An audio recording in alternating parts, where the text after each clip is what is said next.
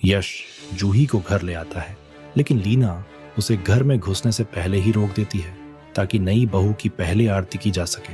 इसके बाद लीना जूही को सदा खुश रहने की दुआ देती है और जूही सबके पैर छूकर आशीर्वाद लेने लगती है। जब जूही नंदिनी के पैर छू रही होती है तो नंदिनी उसे रोककर गले मिलने के लिए कहती है, लेकिन जूही कहती है, मैं पहली बार आई हूं आपके घर, इसलिए पैर छूना मेरा फर्ज है। ये सुनकर लीना कहती है, ये घर अब तुम्हारा भी है, न कि सिर्फ हमारा। इस पर जूही खुश हो जाती है। इतने में नील के काका आ जाते हैं और मजाकिया अंदाज में कहते हैं, लीना तुमने घर में नई मालकिन बुला ली और मुझे पता भी नहीं चला।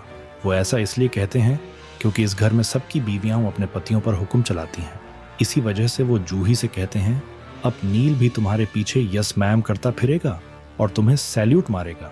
तभी ऋतुराज आ जाता है और सबसे पहले जूही से माफी मांगता है क्योंकि उसे जूही को लेने जाना था, लेकिन काम की वजह से नहीं जा पाया।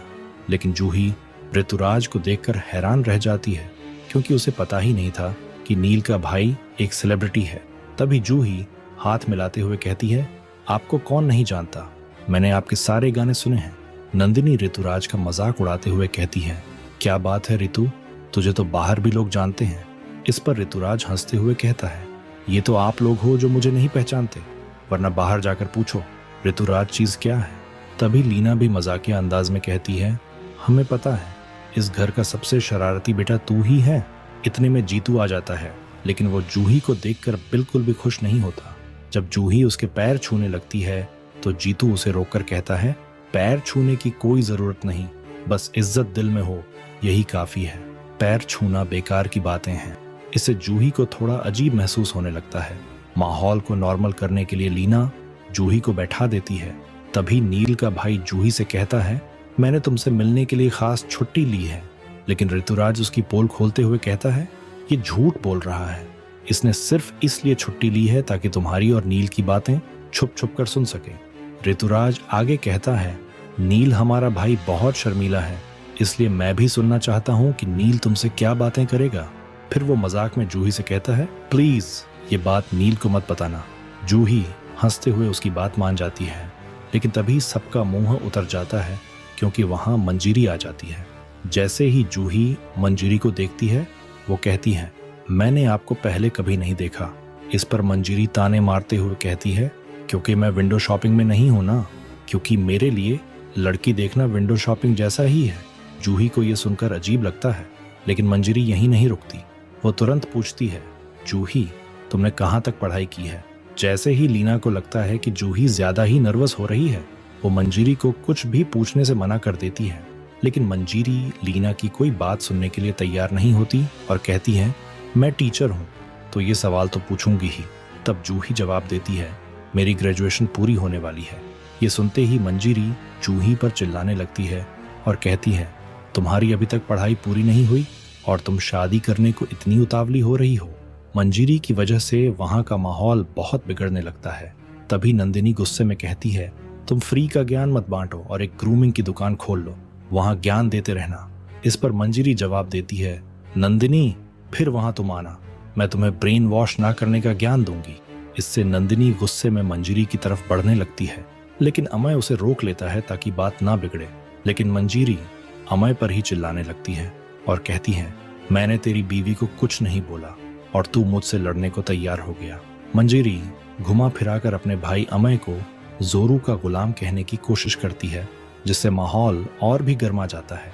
तभी यश मंजीरी को शांत करने की कोशिश करता है और कहता है, आप चुप हो जाइए, मैंने बहुत कोशिश की है जूही को यहाँ लाने की, क्योंकि ये भी नील की तरह शर्मीली है। लेकिन मंजीरी इस बात पर हंसने लगती है और कहती है, जूही तुम शर्मीली हो, लेकिन शादी के लिए हाँ बोलने में तुम्हें बिल्कुल भी शर्म नहीं आई। फिर मंजीरी कहती है, क्या तुमने नील से पूछा कि उसे तुमसे शादी करनी है या नहीं, या बस सीधा हाँ बोल दिया। ये बातें सुनकर जूही बहुत परेशान हो जाती है। फिर भी मंजीरी नहीं रुकती और कहती है, जूही शादी कभी भी किसी और की मर्जी से मत करना, जब तक तुम्हें वो इंसान पसंद ना हो।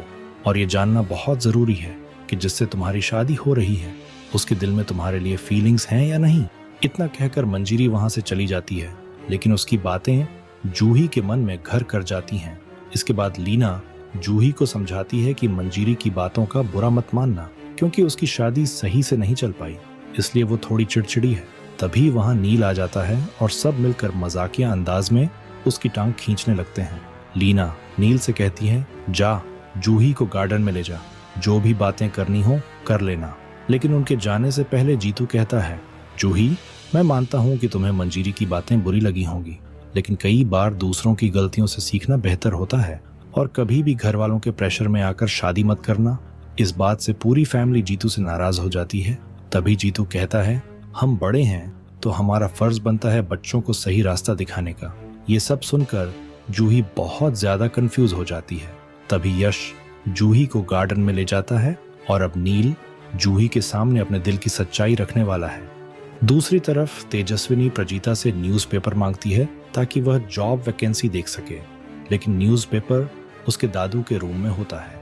तभी तेजस्विनी उसे लेने के लिए वहां जाती है तो देखती है कि उसकी दादी दादू के पैरों की मालिश कर रही होती है और दोनों आपस में बातें कर रहे होते हैं। वो तेजस्विनी की शादी की चिंता कर रहे होते हैं और मोहित की मौत को याद कर रो पड़ते हैं।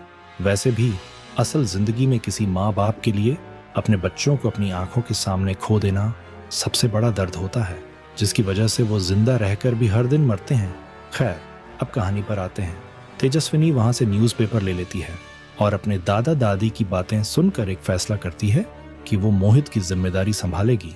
जिसके बाद वेदांत का स्कूल में नाम लिख जाता है और जब वो स्कूल जा रहा होता है तब मुक्ता तेजस्विनी से स्कूल फीस के बारे में पूछती है कि पैसे कहाँ से आएंगे।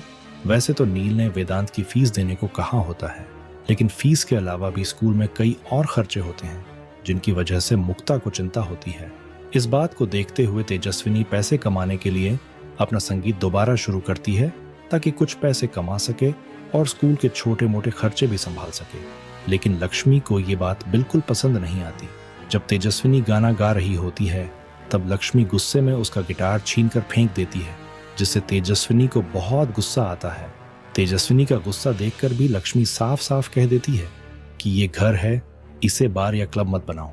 इतने में पीछे से नील भी वहां आ जाता है और लक्ष्मी की सारी हरकतें देख लेता है, जिससे उसे भी तेजस्विनी की हालत देखकर बहुत दुख होता है। वैसे भी लक्ष्मी को लग रहा है कि नील अब जूही से ही शादी करेगा क्योंकि वो जूही से बातें कर रहा है, लेकिन ये लक्ष्मी की बहुत बड़ी गलतफहमी साबित होने वाली है क्योंकि नील जूही से सिर्फ यही कहने वाला है कि मैं किसी और से प्यार करता हूँ और ये शादी मेरी मर्जी के बिना हो रही है।